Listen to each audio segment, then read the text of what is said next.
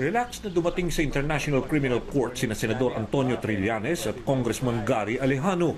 Pananaw nila ito ang tamang korte na bibigyan pansin ang kanilang inihaing 45-page supplemental complaint laban kay Pangulong Duterte. Tinawag nila ang supplemental communication na Digong the Grave Digger, a look into the Philippine President's bloody war on drugs.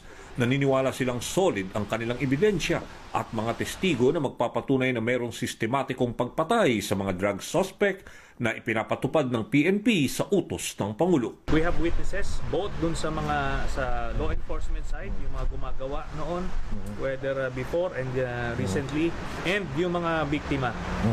Mga nakapagsaksi ng mga pangyayari na yun. Wala maganda dito, walang supermajority dito sa ICC. Wala ito sa control ng presidente o ng Kongreso, mga aliado niya sa Kongreso.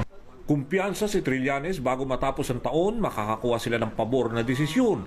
Kahit naniniwala si Trillanes na kayang sugpuin ng AFP ang bakbakan sa Marawi, hindi ito hadlang sa balak ng Pangulo na ilagay ang buong bansa sa martial law. Hindi natin minamaliit yung threat ng terrorism. But all over the world, makikita nyo yung mga terrorist acts, hindi ito ina-address ng martial law na hindi inaapektuhan yung way of life ng mga tao. Ayon kay Trillanes, bahagi ng posibleng investigasyon ng ICC ay ang pagpapadala ng composite team sa Pilipinas para mag-obserba. Danny Buenafe, ABS-CBN News, The Hague, Netherlands.